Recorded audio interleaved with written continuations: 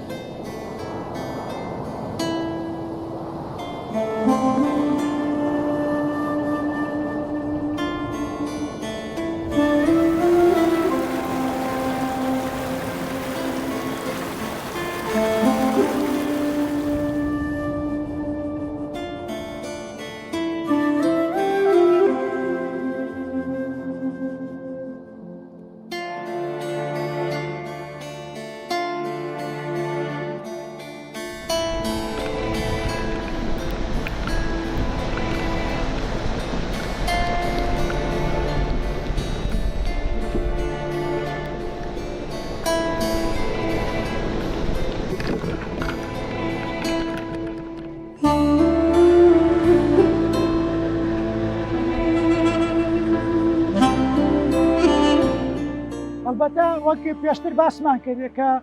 پرۆسەی گەشەکردنی کۆمەلگا لە تەوەرەی ژن گەشە دەکات لە ڕاستیدا ئەوەی کە لای مرۆڤ پیرۆز بووە تەوتەم بووە. لە تەوتەمدا ئێمە کۆمەڵێک قۆناغمانەیە لە ئەفسانەدا. لە ئەفسانەکاندا قۆناغێکمانەیە پێی دەوترێت تەوتەم، قۆناغێکمانەیە پێی دەوترێت ئانیمیزم. ئانیمیزم ئەگەر لەم ڕۆژدا سەیری بکەین لەگەڵ فەلسەفەی یان لەگەڵ مێژووی نەورۆزدا زۆر لێک دەچن، زۆر پەیوەندی دیالکتیکی لە نێوانیاندا هەیە. بەو مانایی ئەنیمیزم ڕوانگەیەکی بۆ جۆرە مرۆڤ ڕوانگەیەکی بۆ جۆرەیە بۆ لە 15 بۆ 20,000 ساڵ بەر لە ئێستادا کە کۆی گەردوونە، هەموو سروشت زیندووە کە ڕوانگەیەکی بەم جۆرە هەبێت کەواتە مرۆڤ لە پەیوەندێکی ئەخلاقیدا لەگەڵ سروشتەوە بە گوێرەی پێویستیەکانی خۆی دەست بۆ هەموو ئەو ئینەرژی و توانە و پێویستیانی خۆی دەبا کە لە ناو گەردووندا هەیە. و ئەگەر لێرەوە ئێمە دەربازی پرسێکی تربین لە جزئێکی بچووکیشدا بێت پەیوەندی لە نێوان نەورۆز لەگەڵ حەقیقەتی ژندا. نەورۆز لە ئەساسدا بە واتای نوێبوونەوە دێت، وەکوتمان نوێبوونەوە لە زێندا، نوێبوونەوە لە ڕوانیندا نوێبوونەوەی سروشت و گردون ئەگەر سیر بکەین هەمان دیاردە لە ژنشدا هەیە یعنی ئەمانە پرسگەلێکن کە پێویستە شیکاری زۆریان لەسەر بکرێت گفتوگۆیان لەسەر بکرێت شی بکرێنەوە لە ڕاستی ئەلبەتە ئەو پەیوەندی کە لە نێوان حەقیقەتی نەورۆز لەگەڵ ژینگەدا ئەوەیە کە سەرنج بە لەم ڕۆدا وەکووتمان یەکەم ڕۆژی ساڵی کوردی دەکەوێتە ڕۆژی نەورۆزەوە بۆچی ڕۆژی نەورۆز دیاری کراوە ئەمە گرنگی خۆیە یعنی وەکو پێم وتیاری ئێمە ئێستا لە سروشت و ژینگەیەکی زۆر جوانی کوردستاندا دەبینین کە یەک پارچە سروشت خۆی نوێ دەکاتەوە ئێوە کووتمان نەورۆزیش بە واتای نوێبوونەوە دێت ئەمانە یەکدی تەواو دەکەن ینی تۆ بۆ ئەوەی لە حقیقەتی نەورۆز تێبگەیت لەم ڕۆیە کە دیتە دەرەوە پێویستە بەر لە شتێک ڕێز و حورمەت و خۆشەویستی و عشقێکی دوعالی هەبێت لە نێوان تۆ و ژینگەدا و چۆن تۆ نزیکی ژینگە دەبین نزیکی ئەو چەم و دۆڵ و ڕووبار و هەموو ئەو سێرانگە ئەو دەشت و دەرانە دەبیت کە تۆ لە ناویە ئارام دەگری و ئەمانە پێمان دەڵێن کە تۆ تا چەند نوێنەرایەتی ئەو حقیقەتە دەکەیت کە لە مێژووی کوردیدا هەبووە ئەمە دەتوانین وەکو دیالکتیک وەکو پرسێکی دیالکتیکی لە نێوان نەورۆز لەگەڵ پرسی ژینگە پارێزیان ئەنیمی زیمیاکە هەموو دیاردەی گردون وەکو زیندەوەرێک زیندوویەک دەبینێ دیاری دەکات لە ڕاستیدا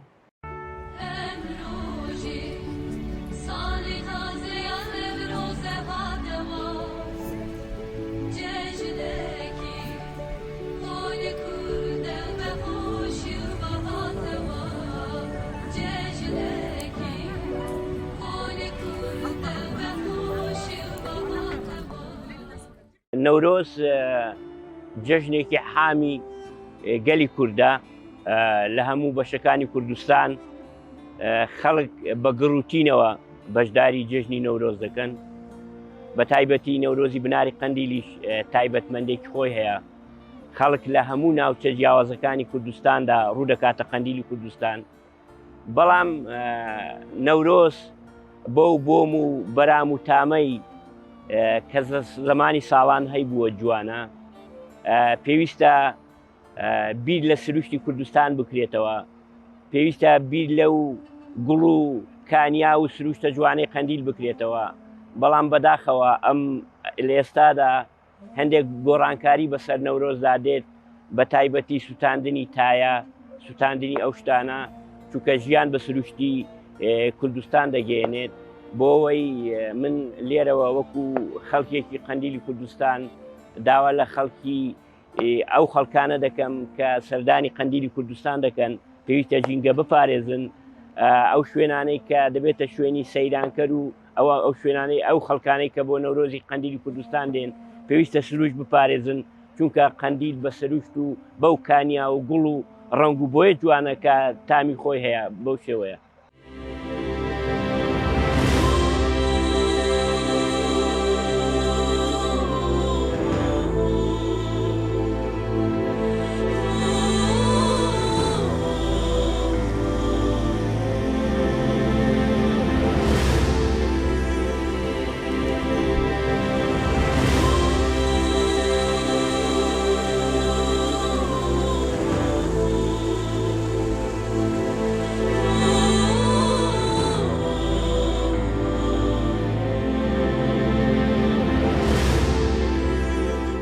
البته اگر با کورتیش بیت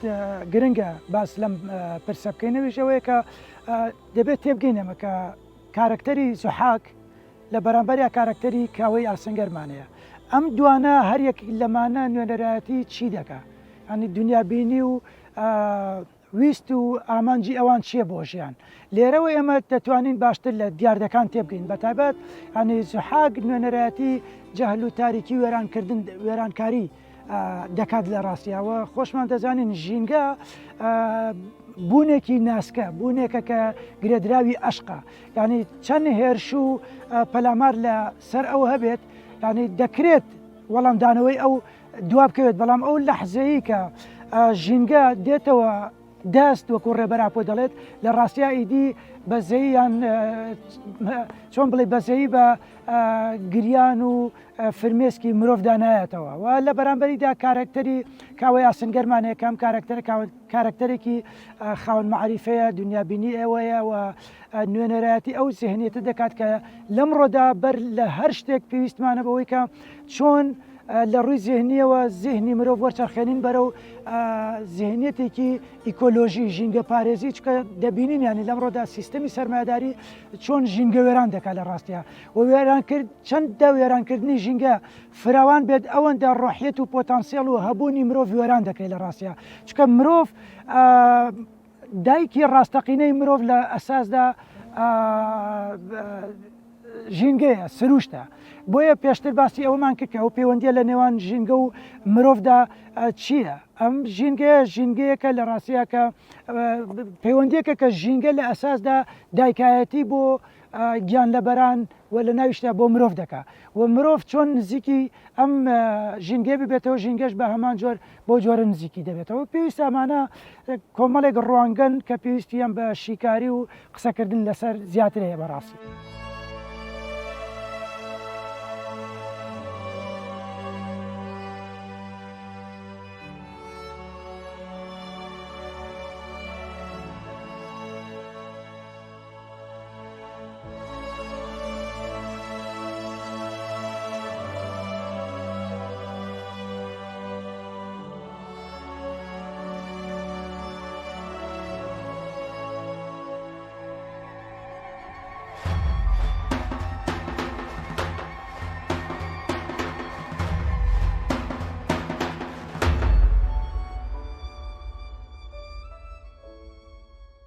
ده همو جیهان ده او جیه هری خوش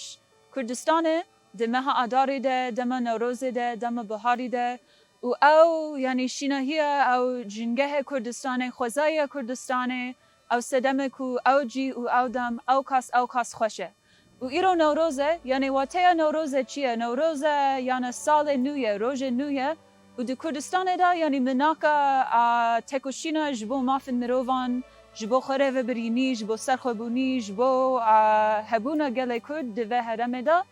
و امزانن کو او چاوکنیه همو جیانه همو تشتن کو ام دو پارزن خوزایه جنگه و دما ام یعنی جبو مافن مروان جبو جیان جبو او همو تشتن خوش ترکوشن دوه امجی جبو پارزوانا جنگه پارزوانا خوزایی ترکوشن و اگر ام دکارن او بکن یعنی او خوزایی کردستان جنگه کردستانه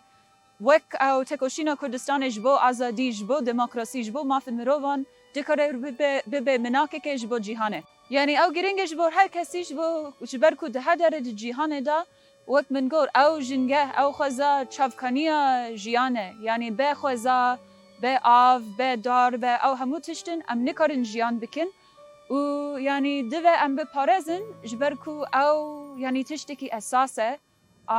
یعنی جبو جیانمه جبو جواکمه جبو هر تشتی و از دخوازم بجیم یعنی ده هر داره ده جهان دا یعنی کریزن اکولوژی هنه یعنی دولت هنه شرکت هنه که تشتن خراب لحنبری اکولوژی دکن اما گل بخواه ده رجلات نوینه ده کردستان ده امریکای ده اروپای ده آفریقا آسیا لاتین امریکا ده هر داره ده جهان ده گل و جواک بخواه یعنی دخوازه اکولوژی بپارزه جنگه بپارزه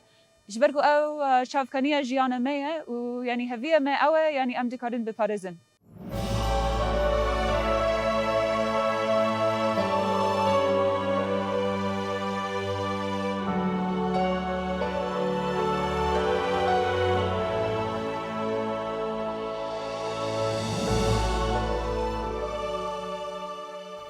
لە ڕاستیا قسەکردن لەسەر دیاردەیەکی بۆ جۆرەکە نەورۆز دژی جەژنی نەورۆز بۆنێکە دژی ژینگەیە یان بەوەی کە دیاردەیەکی ئاینیە و پەیوەندی بە پەرستشی ئاگرەوە هەیە لە ڕاستی ئەمانە ڕوانگەگەلێکن کە دوورن لە ڕاستیەوە چکە ئەسەن ئەساستا پێویستە بپرسین ئایا ئەوانەی ئەو ڕوانگەیەکی بەو جۆرەیان هەیە ئەوانە کێن ئەو ڕوانگەیان هەیە لە ڕاستیە بابەتەکە پەیوەندی بەوە نیە بە پێچەوانەوە نەورۆز وتمان پێشتر بەواتای نوێبوونەوە دێت نوێبوونەوە لە چی ینی سەرنج بدە میلەتی ئێمە کۆمەڵگەی کوردەواری کۆمەڵگەیەکی زراعیە کۆمەلگەیەکی کشتتوکاڵیە واتە کۆمەلگەیەکی ژینگەیە تۆ ساڵانە ئەگەر سەرنج بدەین بۆ نمونە من خۆم خەڵکی هەورامانم ینی ساڵانە ئێمە پاکژی هەموو ئەو دارانە دەکەین کە وشک بوون ینی تۆ ئەگەر ئەو دارانی کە وشک بوون کۆیان نەکەیتەوە و نەو ئەلما چارەسەریکیان بۆ نەدۆزیتەوە ساڵێکی دی دەبنە دوو ئەوەندە دەبنە سێ ئەوەندە دواتر کێشە و گرفتی بۆ دروستەکەەوە بەدەر لەوە ینی من بیرمە چەند ساڵێک بەر لێ سەرمایەکی زۆرە بوو باوکم کە شارەزایکی زۆر باشی هەیە لەو بابەتەیە ینی تایبەت دارێکی زۆرمان کۆ کردەوە وتی بۆ پێویستە داری ئاگرێکی زۆر بکەینەوە بۆەوەی درەختەکان لەو سەرمایە پارێزراو بن ینی ئەمە ڕوانگە گەلێکەوە بەدەر لەوە ینی پرسی ئاگرکردنەوە لە نەورۆزدا بە تایبەت لە لای میلەتی کورد لە مێژوودا بۆ ئەمڕۆ پرسێکە هیچ پەیوەندیەکی لە ئەساسدا بە ئاینەوە نییە زۆر ڕاستگۆیانە ئێمە قسە لەسەر ئەوە بکەین کە ئاگر لە ئەساسدا پەرستشی بۆ نەکراوە بەڵکو ئاگر بۆچی وەکو سمبولێک وەکو پیرۆزیەک بینراوە پیرۆزی بە واتای پەرستشنا بەوەی کە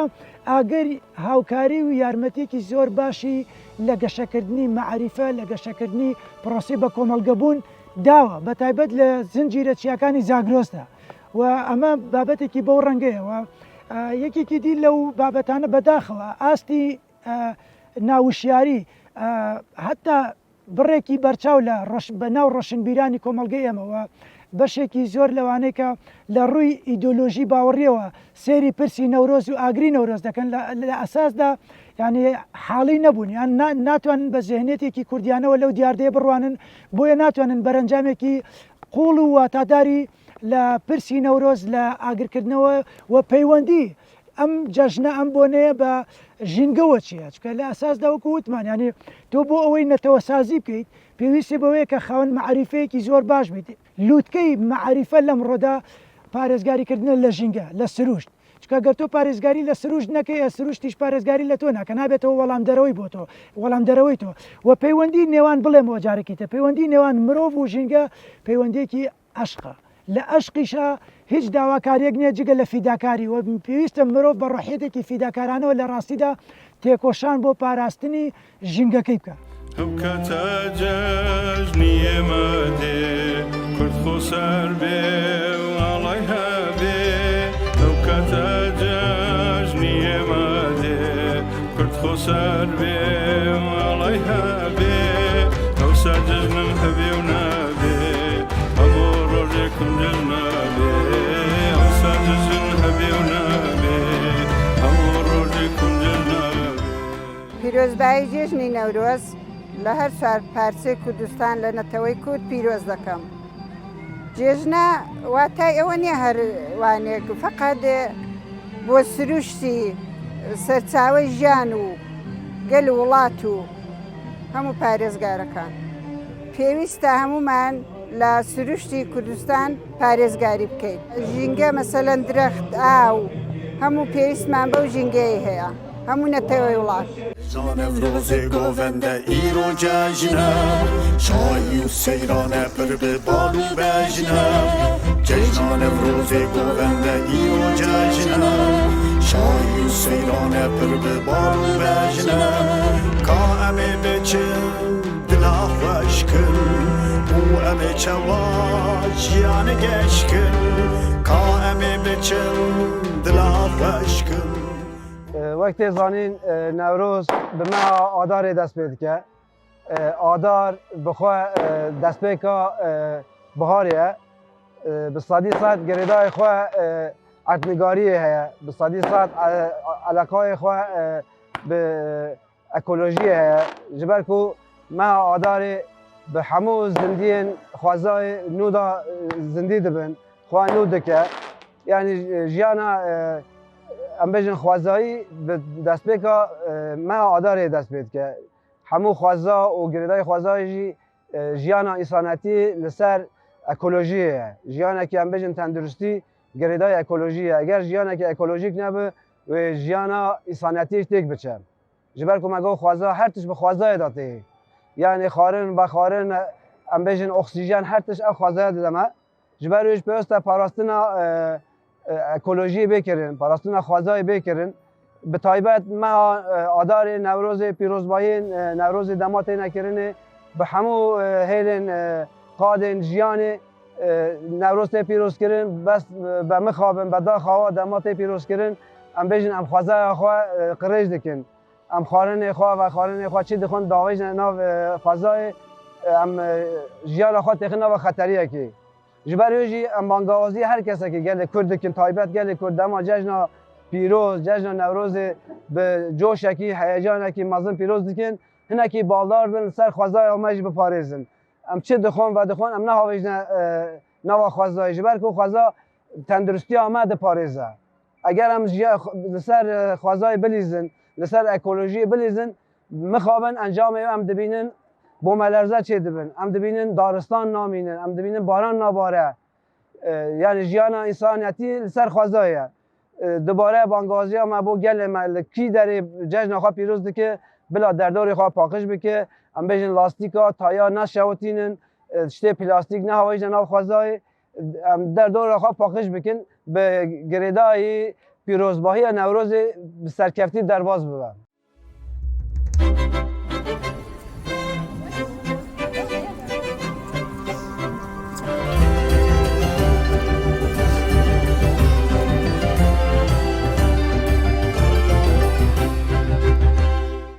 جشن نوروز همو کسا پیروز دکم جشن نوروز 21 آذر داده جشن نوروز اگر روز تید بهار داده گلوگی ها همو کسک دبه همو سوز دبه چی همو کسک دبه اول چیان ده بهار خوش دبه جشن نوروز خوشه به ملتی خوشه به خلکی می خوشه همین برای او تشتیتینه جشن نوروزه اگر هات چوله برا کود نوروزه برا گماره چند نکن گماره توپ کن برا هندر کیسا که برا دارا نشکینه برا در دوره وانا پاک بن برا گماری نکن بگمان دما بهارت سال نود بی ام بیجن نوروز ته یعنی سروش طبیعت زندود بی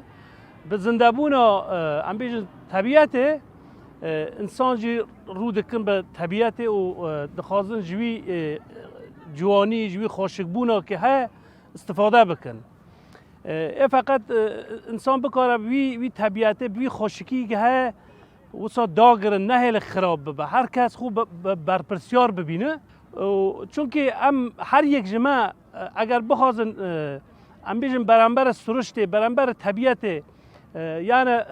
وسا که ماسی بکن ام بیجن اشغال باویجن او تشتین که هنه وان ام بیجن کوم نکن شونه که او نکن ضرر دگین طبیعته جبروی هر یک جماعه اگر خوب برپرسیار ببینن سرشته خوب ببینن خوش سرشته ببینن و دمه که او سرشته خراب نابی او بیو پاراستن و همیشه بوما ببینه یعنی نه تنه بو او انسانه که نها جیان دکن بو نسل ام بیجن دهاتوجی ببینه و بکار به یعنی هر بردوام بی براستی اگر اما سرشت نپاریزن سرشتش من نپاریزی یعنی گردایی هفته چونکه سرشت اما خراب بکن پاش جانج بومجی نامینه جبروی لازمه هر انسانک به اخلاق نیزه که طبیعته به دل و جان بپاریزه برانبروی خو ارگدار ببینه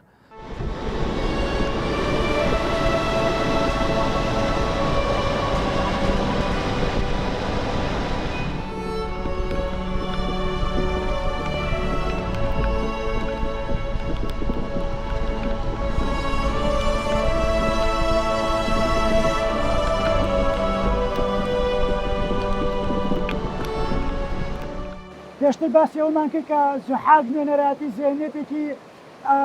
تاریک دەکات زێنێتێکی کاولکەر دەکات و دەبینین ئەو زێنێتە لەمڕۆدا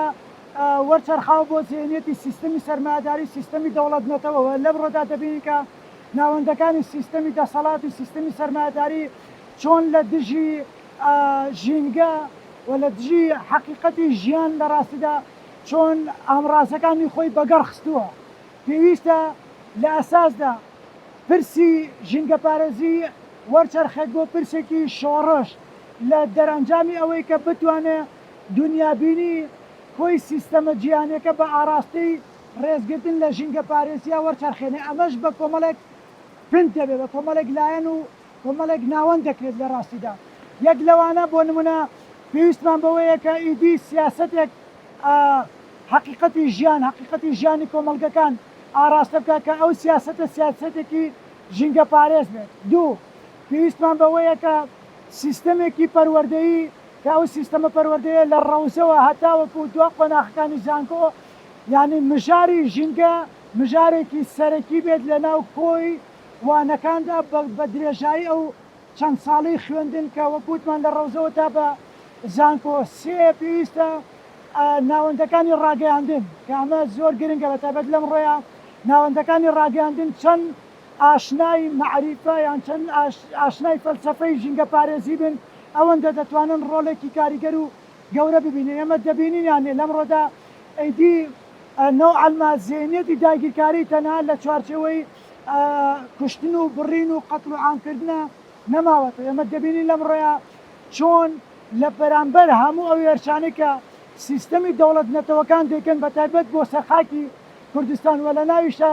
سیستەمی دەوڵەت نەتەوەی تورکە هەڵبەتە بە هاوکاری ناتۆ ئێمە دەبینی کە چۆن قڕی ژینگە دەکات پێویستمان بەوەیە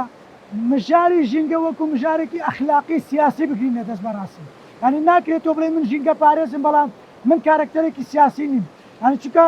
سیاست زامنی پاراستنی ژینگەش دەکات بەڕاستی هەر چۆن زامنی کایی ڕۆشنگەری کایی دیموکراسی کایی پرۆسی بە کۆمەڵگەبوون و ئازادیش دەکات لە ڕاستیدا